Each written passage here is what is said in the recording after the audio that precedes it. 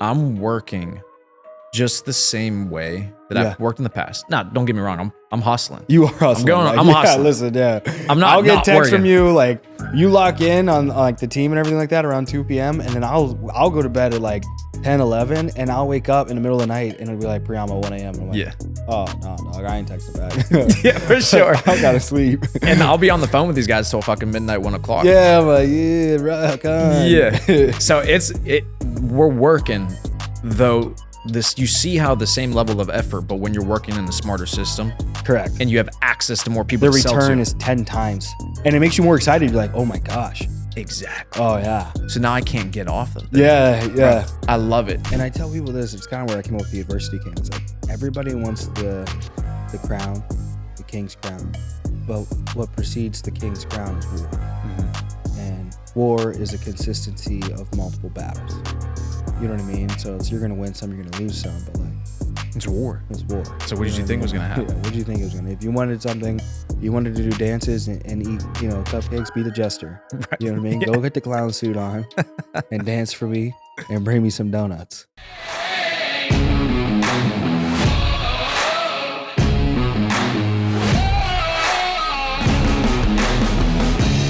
Boom. Another episode of Adversity Kings with my boy Priamo.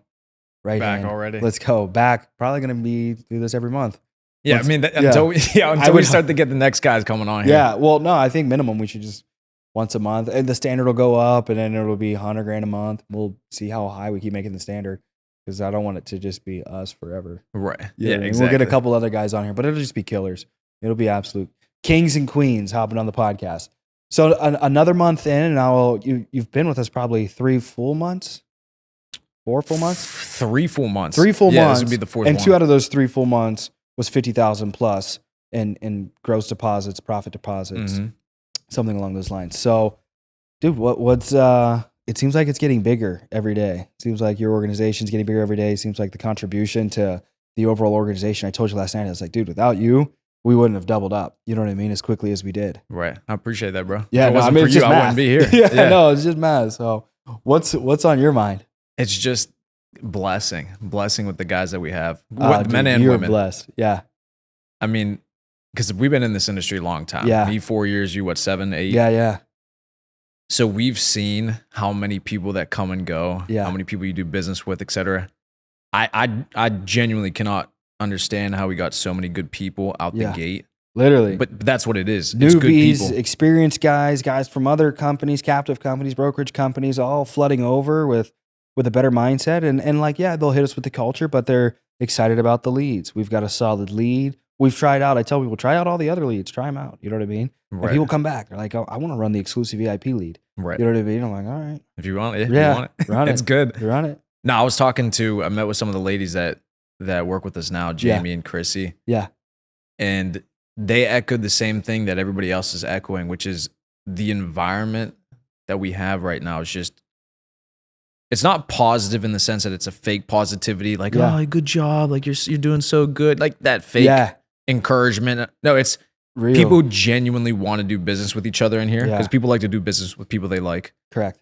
And that energy of being around people that you actually like, Yeah. enjoy doing business with, and can go to war with, and Yeah. want to go to war with, it's bringing up the level of play for everybody. Absolutely. It's put me in a completely different realm of. I've always been a grinder. I've Yeah. always worked all the time because I it's like choose you're more to. excited about it though. The excitement level to get up and go to work Yeah. is at all time highs again. Yeah. It's yeah. Knowing that you're building your own book as well. You know what I mean? Like knowing that everybody's coming in, they're building their own book. And I just explained this in the previous video. It's like, listen, you've got to be a rare individual to build something that's actually valuable. But knowing that nobody's going to tamper with your policyholders, they're your policyholders. Yes. It's your book. You've got the freedom to do what you want to do with your book. You know, as long as you're following guidelines, compliance, et cetera. But that's by the Department of Insurance and Carriers. So, but like having that freedom and you don't have to hop on the meetings and the titles, the trips, the trophies. It's just like, how do we get you paid as much as possible? Yes. You know? It's a great point again with the building your own book. 2 things. Building your own book and building your own business does out of the gate incentivize you so much more to Yeah. work. Because at the captive companies that we've been at, You're building someone else's business. and you're spending money to build that person's business. That's the crazy part. the crazy, and I think you've said this before too. That's the genius of it, is that they're able to convince you to spend money to build somebody else's book. Man, they got me. But yeah, so spending money to build somebody else's business. So now you're in an environment where, okay, I own everything. So I actually have, I have the wherewithal, the care to actually build this the way that I want it to long term, because it's going to be mine. Yeah. So just naturally, you're going to do better work. And the other point you were going to say about, or I was going to say about the leads. I forget the point I was going to make. I was going to ask you about free leads, honestly. What's your thought on free leads, typically in the captive spaces versus in the brokerage space, having access to different vendors and resources that are typically more curated to actually want life insurance? Right. So the time spent on the phones is way more effective, because when you're actually talking to people who want to buy life insurance, you're not going to spend so much time fighting with people trying to make sales, as opposed to spending more time actually talking to people who want to buy. Yeah. So your time's more effective on the phones. The other thing too, that the more and more conversations I have with people in the captive space, actually 2 gentlemen that just joined EIP were saying this, how the other issue with not having ownership over your book or the leads that you talk to is it can be weaponized against you. Correct. So people can hold that over your head where, oh, listen, if you don't do something I like, if you don't do whatever I tell you to do, if you don't give up this downline, if you don't do this for us, if you don't spend this money, we can weaponize the resources, weaponize the business against you. Yeah. So again, you're even further in a situation where you're being, and it's funny because they say captive, you're being held captive, right? To in terms of what you're able to do. Imagine your son coming to you and saying, "Hey, another man wants me to be captive to him." I couldn't do it. What did you say to me? Well, I did do it for a little bit. Yeah, I did do it. Literally. And that's where I like applauded, as like, dang, how'd they convince us to do that? And I think of the times where it's like, hey, you know, we need you to give up your team or your leads to build character. When in all reality, like, they were just doing it to make more money for themselves, some weird political agenda of they need to create a file to make you look like a bad person. Just your typical like corrupt movie type of thing, like a mobster movie. And listen, it's not just the captive space. This is just poor sales leadership in general. I've seen people, I've got friends and people that I've seen, good earners, good men and women that have been taken advantage of. Typically the youthful, it usually is, that'll get taken advantage of, and just they'll have that gaslighting of like values, like virtues of, hey, it builds character by you going through all of this pain to build my business. I completely agree that pain is a part of the process of building a business, but why would you go through pain building somebody else's business? Correct. Especially unnecessary pain. I see guys get their leads taken, their teams taken, forced out of the business, like just for things that just don't make sense. Like they wanted to make an example. I've seen people make examples of people, and it's like, you know, that guy had a livelihood or that girl had a livelihood, and you wanted to make an example of them. Exactly. And if roles were reversed, you know, these people, like the mercy they don't give, they would want. You know, it blows my mind. And that's sales in general. That's why it's like my vision for EIP is class. I love how much you talk about class. I love the standard that you uphold, you know, yourselves and your organization, your business too, because like those are the partnerships I want. I want to build with people that are competent, they're classy, they're honorable, and they mean what they say behind closed doors, you know, in the public. It's not just like weird, you know, weird energy. Exactly. And we just met with the first time the Story Brothers. Yeah. It's the same thing. It's just everybody that we're working with is classy. I could tell you funny. I went to we were smoking cigars down in South Beach. And so I had a girl with me. Yeah. I go to the bathroom, come back. Cool. All good. So we were finishing up cigars. Yeah. So we go to leave. They go to get their Uber. I go get the valet. She turns to me. She goes, yeah, you know, one of them told me something. I go, what? Because they said, I'm lucky to be with you. Yeah. I'm like, oh, they said that. Yeah. They're right. Yeah. But that's classy though. Yeah. I love that. That's the type of move those guys are pulling. Behind my back. I was gonna say those are some good dudes. Classic. Yeah, that's a good dude move right there. Like, hey, the wire for 10 million just hit. Yeah. One of them guys. Yeah, exactly. Priamo, I just received your wire. Right. That's good. That's man. Good people, classy people, and that's what I'm saying. And you attract that. Those are the people that we keep attracting. I was just talking to Nick. We just got this one guy who's onboarding, who saw the content, saw that last podcast. Yeah. And Nick said, this kid's an absolute savage. Like, he wants to work all day long. I go, yeah, that's the people that we're attracting. Yeah. Because that's who we are. Yeah. But we're actually doing the things. You get who you are, you know?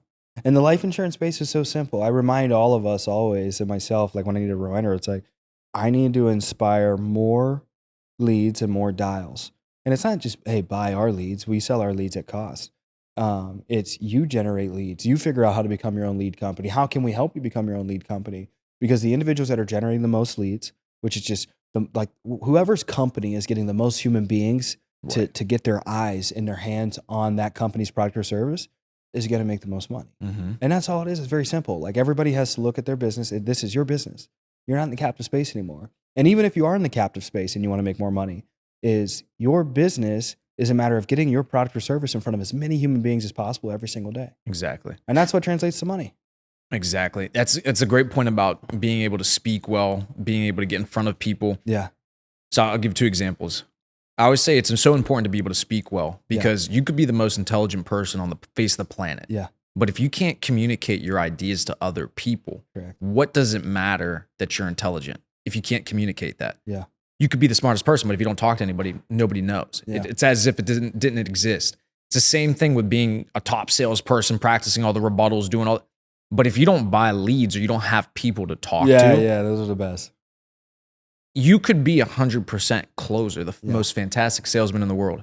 But if you talk to 3 people a week, I'll still write more business than you. Yeah, the dumb person that talks to 30 people a week versus the intelligent guy that talks to 3 people a week, you're getting crushed over the long haul. You might find that one lucky deal and write up a big deal, but like over the long haul, it's the activity. Right. The activity and the honor. Well, how much have you made so far then? How much have you made so far, and then what'd you make last month? Last month was 60K. 60K? So just 60, yeah, in September. Yeah. September was just 60K. Yeah. I was looking, I should be at, since I joined the EIP, I should be close to 300K. What's the most you ever made in life insurance in a year? Like 300 in a year. And you've been with us for 4 months. 4 months. Yeah, exactly. That's sweet, dude. It's going to be skid. So next year, you'll make over $1 million. For sure. Yeah, that'll be sweet. And this is, and we got to make a big point here too. I'm working just the same way that I've worked in the past. Now, don't get me wrong. I'm hustling. You are hustling. I'm hustling. Listen, yeah. I'll get texts from you like you lock in on like the team and everything like that around 2 p.m. and then I'll go to bed at like 10, 11 and I'll wake up in the middle of the night and it'll be like Priamo 1 a.m. I'm like, yeah. Oh, no, dog. I ain't texting back. Yeah, for sure. I gotta sleep. And I'll be on the phone with these guys till fucking midnight, 1 o'clock. Yeah, I'm like, yeah, rock on. Yeah. So we're working, though you see how the same level of effort, but when you're working in a smarter system. Correct. And you have access to more people the to sell to. return is 10 times. And it makes you more excited. You're like, oh my gosh. Exactly. Oh yeah. So now I can't get off of it. Yeah. Right. I love it. And so that's the whole point though. So the same exact work, the ROI on the time, because the people wanting to be bought or wanting to be sold. I knew when I was watching Gally figure out the leads and I was still in the captive space and we were putting together the plan on the transition and the exit.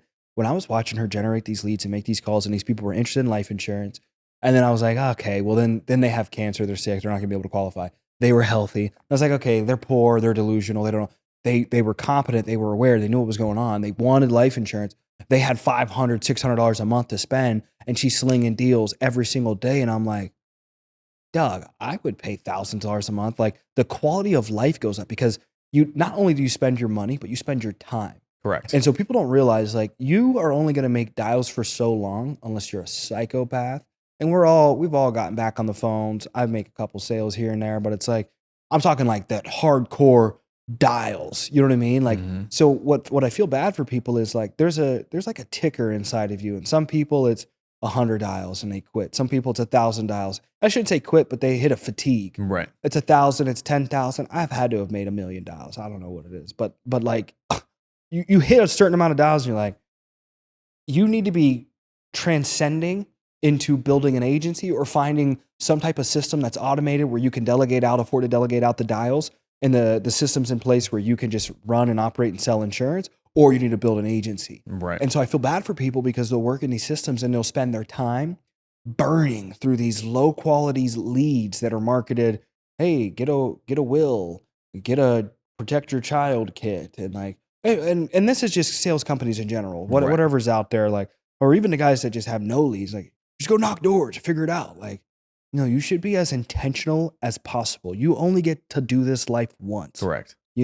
Correct. Yeah, we all have the same 24 hours. So how is one guy able to write $250,000 in a month as Yeah. opposed to somebody who writes 20,000, but they work the same hours. Correct. That's the delusion of it is Yeah.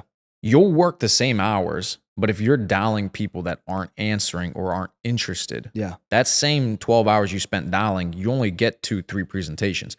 But if you just buy more leads Yeah. and have fresher leads, I would rather spend less time dialing, but more time talking to people during that couple of hours.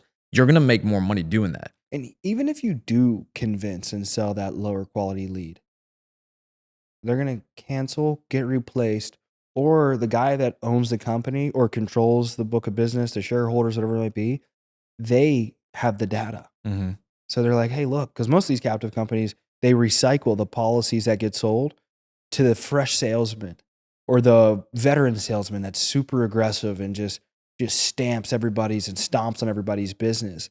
And so now it's like you're running in a circle. Mm-hmm. It's like sell, fall off, sell, fall off, sell, fall off. And then you're on a 30% commission. Your bonus is tied to your quality and your recruiting quotas. And you're like, well, now your quality went down. How'd it go down? Well, you're recycling all the business. Mm-hmm. Yeah, you can't, there's no longevity to it. There's no longevity and there's no exit strategy. No. That's the other big thing I always talk about with the guys who are still captive is, and this is what stumps them is, but what are you actually going to do to get out of that? Yeah. How do you get out of that cycle? My lifetime renewals, your lifetime final expense renewals, the lowest quality piece of business. Exactly. And that are certainly not guaranteed to you either, because you still don't own it. They be cooking people all the time. Like, for sure. Hey, you annoyed us. These are gone. Yeah, they're promised to you, but you don't own them because they can be taken away. Mine were a couple mil. I haven't seen one yet. Yeah. So did you own them? Exactly. Exactly. No. Of course not. They're like, we have to see if everything pays off. I was like, all right, guys. Yeah, whatever that means. Yeah, we'll see. I don't know how none of this works. You got me once, but I'm about to wife up a Jew, so I won't get got twice. Exactly. You know what I mean? Now you do the get gotten. Yeah. We gonna get you now. Yeah. You know what I mean? Sign this contract. That's actually why I signed up with EIP. Yeah. Super calculated. So it's like, and all jokes aside, Galley's terrific, the most amazing thing to ever happen in my life, literally. But like the stereotype is a joke, but like she is super calculated, very meticulous with, the financial details, if it were just me, I would confidently be able to tell people like, yeah, hey, come rock with me. I've got a good name in the industry, but she is everything that I'm not. And like combining us is like the perfect pair of like, yeah, we could build a business with them. With me, it's like, hey, we could build a brotherhood. You bring in Gally, it's like we could build a business because she's like, I don't know anybody in our business that figured out leads like she's figured out. It's insane. You know what I mean? I give her huge props. Bro. I give her huge props. Yeah. Huge. And I say that to people all the time. I go, Gally's good. Yeah. She's good. She's a dog. She really is. She's a dog. And what's cool is like, not only is she able to do everything that I'm not able to do, she's also able to do everything that I am able to do. So it honestly makes me like worry about my job.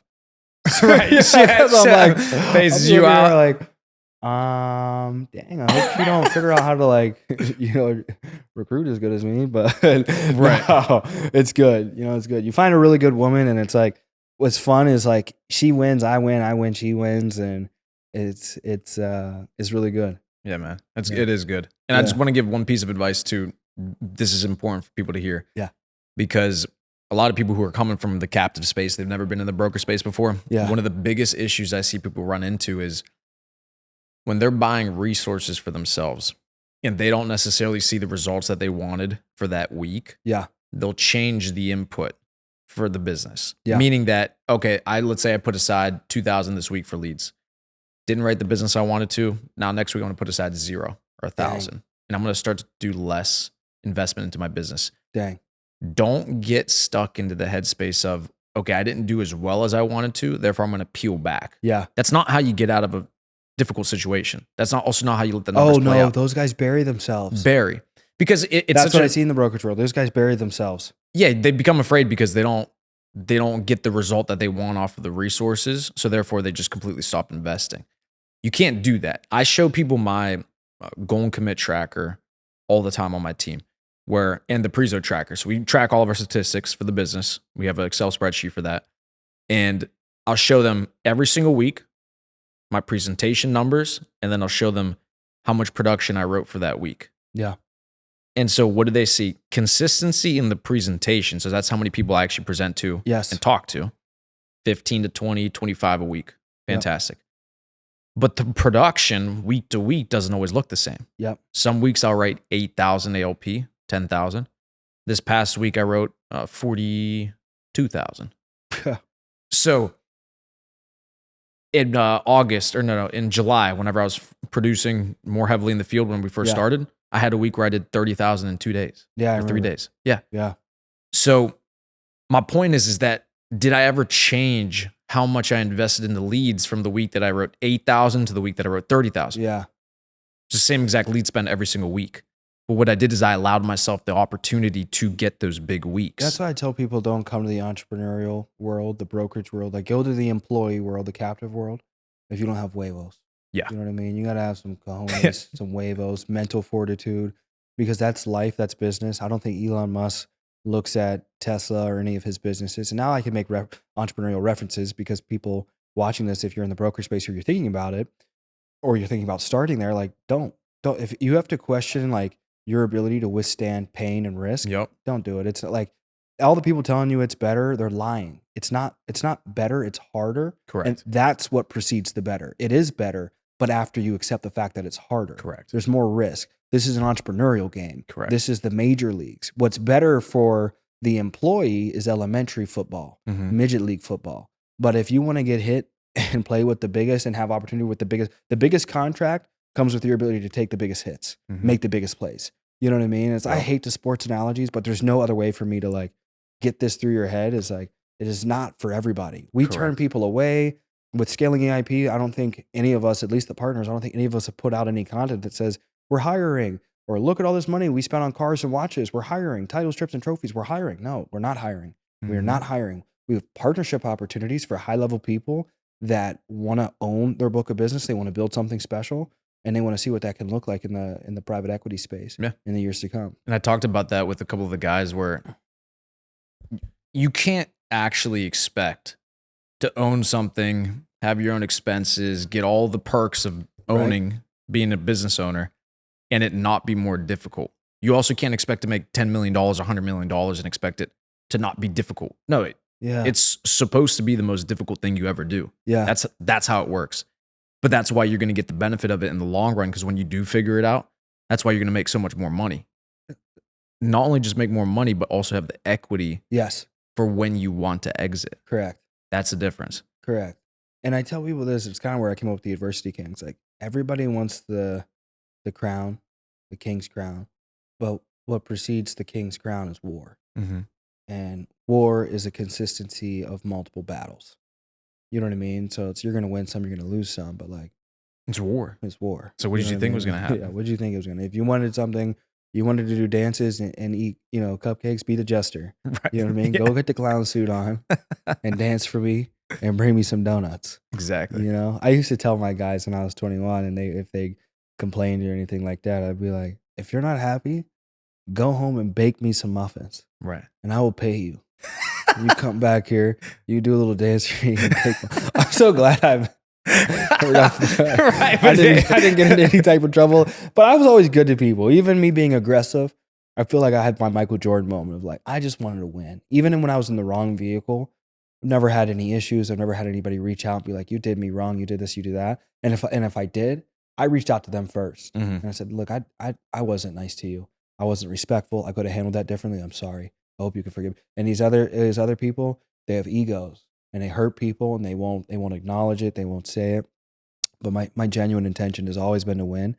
And, where I feel like, people were hurt in the past was I just didn't know what I didn't know. So it wasn't that I lied or I was 20 years old, 21 years old, working with what I knew. And so as I've gotten older, my truths have, I don't want to say expanded, but I've uncovered new truths. And that's, allowed me to go back and say, I'm sorry, I was wrong. I didn't know that. I'm that type of guy. Like if I find, my goal is to win. And that's at the cost of ego. Like I'm absolutely willing to pay with ego. I'd rather pay with ego than money. I'd rather, hey, I'm sorry, I was wrong. You're right. Let's win. So I think a lot of low level salespeople, they get stuck. Ego prevents them from leveling up. And they even talk about ego. And I'm like, don't you see? Just having this conversation again today, the ego kills people. Kills them. So much. Yeah.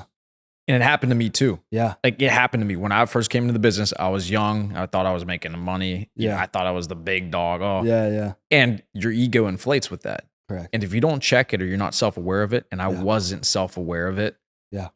And you start to wonder, why isn't my business growing the same way that it was at the beginning? Yes. Why am I not still getting the same gratitude from the people that I lead that I did at the beginning? Yes. And I see it now. And I had to get humbled when I had to go back down to zero because I had 70, 80 people in a brokerage before. Yeah. Went through that whole transition, went to captive, lost the entire team, lost the people I had developed, etc. Started back at zero with EIP, which shows you guys how quickly you can blow this deal up. I came here, it wasn't like I came here with a team. No. Zero. Yeah, just you. But it humbled me and it made me realize, oh wow, these were all the things that I was doing 4 years ago that were working that I forgot to do as I got bigger. Yeah. And now back at zero, it was that what I needed, that reset to check me back into reality and say, oh no, this is why people followed me in the first place. Yeah. Not because I had this big ego or I thought I was this, that. No, it's because I was actually helping people and genuinely caring about them making money. Yeah. And when people can feel that, they'll go to war with you because they know it's real. And then now you see the guys. That's why I can't wait for Nick just did his testimonial for what? Almost 30 grand. Yeah. First full month. We just threw that up. You got literally Nick, just threw that up. T-Sean, Vinny, Brado's going to make over 100 grand this month. Yeah. He's going to make almost 150 this month. That'll be a crazy podcast. That'll be a nice, First guy. And that's cool. It's like the producer is making more than the agency operator. Which is sick. So it's like very rarely do you see that. It's usually like, hey, the upline got a 10,000% bonus off you in the captive space. And it's like, right. No, dog. You know what I mean? That's not how this operates. The incentive is production. Produce, you're incentivized. Exactly. Yeah, it's beautiful, brother. So these guys, I can't wait to get them on the pod. It's crushing. We've got EIP's first event tonight, Humble Beginnings. We're starting at a bowling, Lucky Strike Bowling, which tried to charge us $1 million. So I'm excited. Be gold bowling I think we're going balls. to do semi-annual. I think it's going to be like late January. We'll do, I figured it out with Chad on like when's the most optimal times to do semi-annual meetups, whatever. And, but I think moving forward, it'll be like, something like, I don't know. I want to do like class, a nice restaurant. Little Gatsby style. Yeah. Little Gatsby type of deal. Something like that. I don't know. Where we come in business casual, maybe slightly suited. And, we toast. Somebody gets up and we toast and, talk a little crap and talk a little highlights. This guy made this, that guy made this. And I don't know. That's kind of my vision. I know we'll get really big and it'll start to dumb down and we'll be meeting a convention center or something. I'm hoping it doesn't. Monaco. Yeah. Casino, Yeah, I'm hoping. Classy. I'm hoping it doesn't. That's what I'm saying, bro. If I have an excuse to wear a tuxedo, I'll wear the tuxedo. Yeah, no, I love the tuxedo. The classy is nice. As long as we keep it classy. And I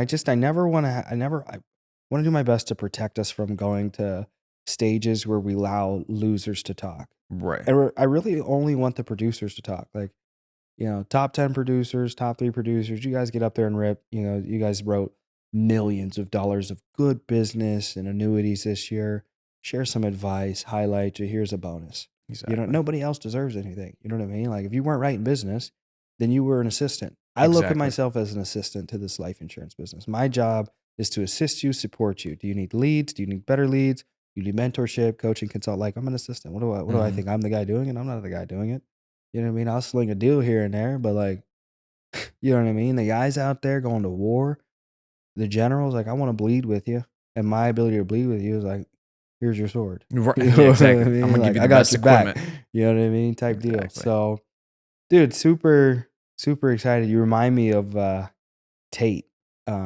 I think of Tate when I think of you. And That's a good. Yeah, I think you've studied him a lot. So, but I think he said this one thing I like a lot. He said something along the lines of, "There's nothing better for a man than a broken heart, an empty bank, and an empty stomach."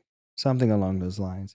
And I think a lot of us. That's when you go from a boy to a man is you go through that. And it's preferably simultaneous if you can have your heart broken. And I don't want this to happen. It's like you stepping into your manhood. Your high school sweetheart leaves you. You've got no money. You're broke. You're trying to figure out life. Or maybe your college sweetheart. And you're starving. You're physically starving. You know what I mean? Like you got no food, no money, no girl, no love. You're at the bottom of the totem pole, and there's nothing better for a man. You're either gonna become a peasant or you're gonna become prime time. You know what I mean? You're gonna become a king. That's my villain arc right there. Yeah. What you just said is exactly what happened to me. Yeah. There's 17, nothing better. 18 years old till about like 21, 22, had a girlfriend. Yeah. Just finished up a semester at college. Yeah. We're breaking up. I'm devastated. Yeah. I mean, bro, when I say annihilated, I mean, I Yeah. couldn't sleep Yeah. for weeks. Borderline liberal. Bruv, No, I I'm was, playing. yeah, dude, We can I cut that out, almost Ruben. voted for Biden. You can cut it out, Ruben. I gotta be compliant. So, dude, I was devastated. And so then what I did is I got a internship out in Vegas to be quality engineer. So I go out there, I'm messed up, bro. And I didn't think about this. Yeah. So I'm college, I'm broke as fuck. Yeah. Completely $0 in my bank account. And I had this bright idea, move out to Las Vegas to work this internship because I'm thinking I'm going to be an engineer. This is going to be my way in, all this stuff. My parents give me just enough to be able to pay the first month's rent because I didn't have it. Yeah. And I get out there with no money and I didn't realize, oh yeah, these guys aren't going to pay me for at least 4 weeks, I think, because I have to do a 2-week pay period and then it would come on the next pay period. Or I would do 2 weeks of work. Dude, I had no furniture, obviously, no furniture. So I had a $20 blow up mattress from Walmart. Yeah. That's where I slept. And then food. My parents would send me like $20, $30 because they weren't just, made of money. Yeah. I didn't eat, bro. I ate macaroni. What's it called? Like mac and cheese. Easy Mac. That's all I would have every day for about 4 or 5 weeks. No money, no car. That's a blessing. Bro, I was walking in the desert in Vegas. Yeah. I would walk from my apartment to my job. I would walk in the middle of the desert, bro. Well, in the summer. Vegas is a city in a desert. You weren't in the desert. Right. I'm talking about the heat. I wasn't seeing oases and shit. That's Americans always trying to make things sound crazy. The desert, Vegas. You know what I mean? Like, it was hilarious. I'd show up to work absolutely just blitz, sweating. Yeah, but that was that transition where I was broke, I was heartbroken, everything. I was devastated. 3 months into working that internship, quit the job on the spot after I got my insurance license. Yeah. Closed 2 deals. I made in 3 days more than I would make in a 2-week paycheck as an engineer. Dang. So on Monday, I wrote the second deal on Sunday. Monday, cleaned out the office. You're ready. Yeah, I'm out. No, Peace 2 out. weeks. Yeah. That's it. And ever since. Absolute fire, dog. Well, we got to get ready for this bowling. Another episode of Varsity Kings. Do you have anything else you want to add?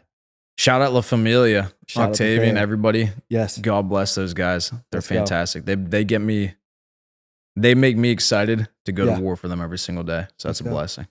Let's go, fire. Yeah. So let's get them. I'm excited to see those guys. I'm excited to get them out. Who all's out here for tonight? Just Cole and Brado, Stories. Jamie, Cole, Chrissy, both the Story brothers. Let's go. Tell them I might be a couple minutes late. This client's blowing me up. Fashionably late. But yeah, we'll see them guys on here soon. Brado will be next for sure. Once his mutual hits, he's on. All right, big dog. Good shit, brother.